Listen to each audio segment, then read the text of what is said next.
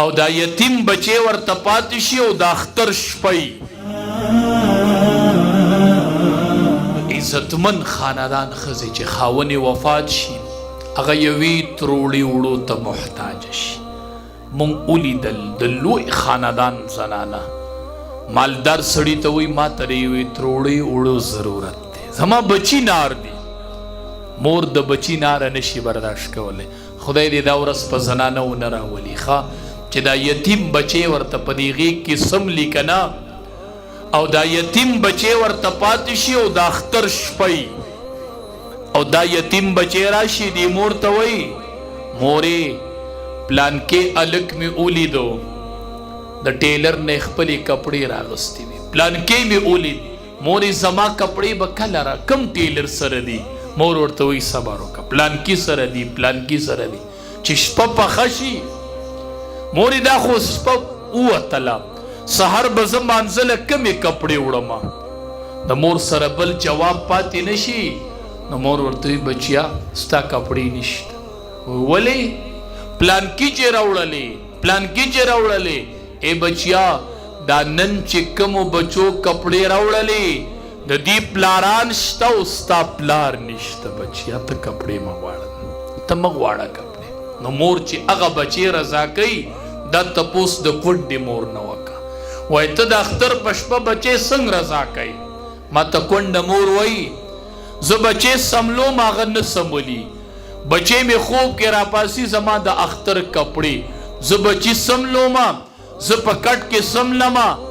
خلکو کپړې اسري کړي او انګرو ته یې ورچولي وي، هنګرو ته یې ورچولي سبا به دا جوړه غوندم. او کونډه مور چې په ځان څادر د شپې راواچوي هغه خپلو بچو ته ګوري او د اختر شپه په جړا باندې ووځي. دا د هغې میندو نه تپوس وکړه چې د چا خاوند نشته ښه دا که دیاړي مار دی که فقیر دی که ملنګ دی تا دپاره بادشاه دی بادشاه. د عزتدارې ښځې د تروړو وړو حاجت یې راشي مالدار ته وایي ماله وړه راکه، هغه ورته وایي وړه در کومه خو یو درخواست به مې منې، یوه خبره به مې منې. دا مور ورته وایي څه؟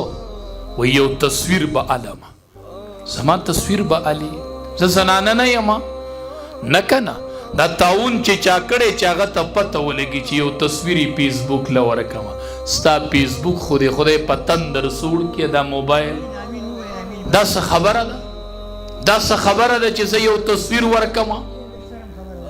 دا یو تصویر ورکوه نو هغې کونډې ته زه وایم ته ولې تصویر ورکوې؟ او وایي مولي صاحب دا پته ماته لګي. زه سوچ وکړم هغه مړ خاوند را یاد کړم چې خاوند مې په قبر کې دی، که تصویر ورکومه په ټوله دنیا کې مې د مړ خاوند عزت لیلام کېږي.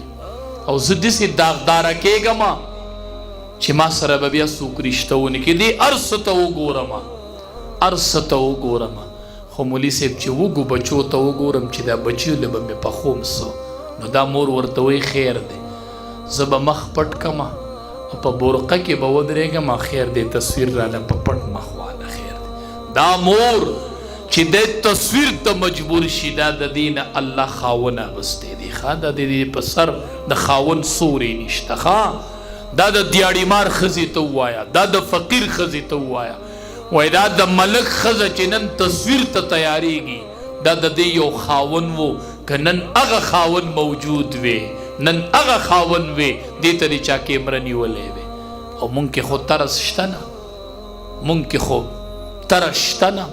قربان چې ته ور د امیر المؤمنین عمر فاروق رضی الله تعالی کاش چې یو داسې حکمران خدای راکړی، کاش چې یو داسې حکمران خدای راکړی چې د کونډو اوښ کې وچې شي خدایا، چې د یتیمانانو سلګۍ بندې شي خدای. یو داسې حکمران راکړي.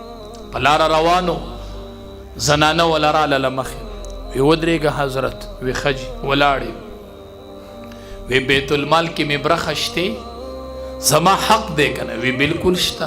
وی مال یې راکړه. وی ته ودرېږه زه دله حق راوړم.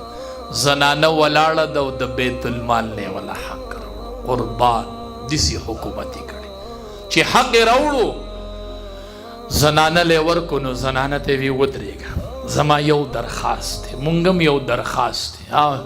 څه درخواست دی؟ مونږ خو وایو چې د عزت ته لږ لیلام کمه که نه ښه، په تروړه وړو ما ستا عزت واغست که نه ښه، تروړه وړه دې ورکړل نو زما د خور مور عزت پې علي ته په تروړه وړو باندې علي.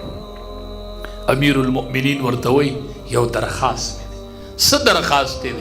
مورې خورې حق مې تاله درکو چې کم دی په بیت المال کې، خو درخواست مې دا دی اسې نه په میدان محشر کې د الله عدالت لګېدلې او ته په ما شکایت ونه کې. ګورې ښه ته به شکایت نه کې، بس معامله دلته کلیر ده، هلته به په ما شکایت نه کې، د الله مخې ته ګورې ښه، اسې نه چې د الله مخې ته په عمر شکایت وکړي، هلته د جواب نه یم. ګورې ښه هلته دا یو درخواست دی.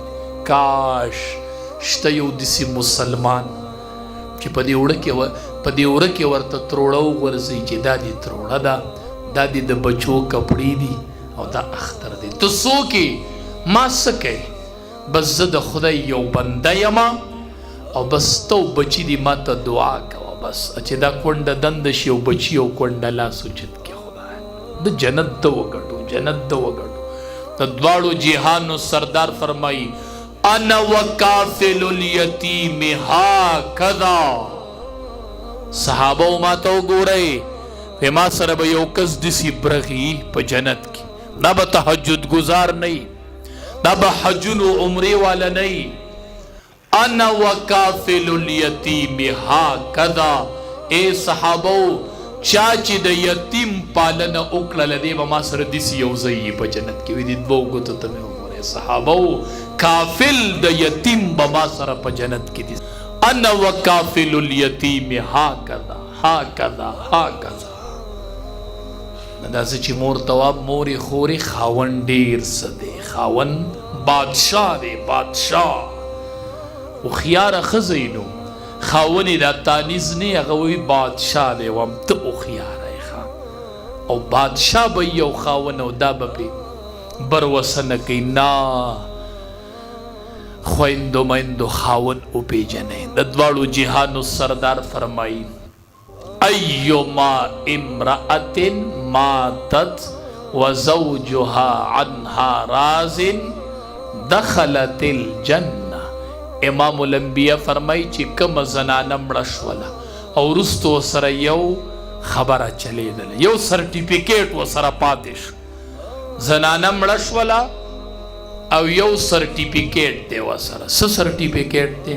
نفلي روجي دي ورسره؟ نه. عمرې دي ورسره؟ نه. ذکر و اذکار دي ورسره؟ نه. ایما امرأة ماتت وزوجها عنها راز. دا وفات شوله او خاوند ترې نه رضا و، بس ځان سره د خاوند د رضا سرټیفیکیټ و چې طلا د خاوند رضا ورسره وه. د دواړو جهانو سردار فرمایي دخلت الجنه دخلت الجنه. چې کومه ښځه مړه شوه او د خاوند رضا ورسره وه دخلت الجنه، دا جنت ته لاړه، دا جنت ته لاړه، دا جنت ته لاړه.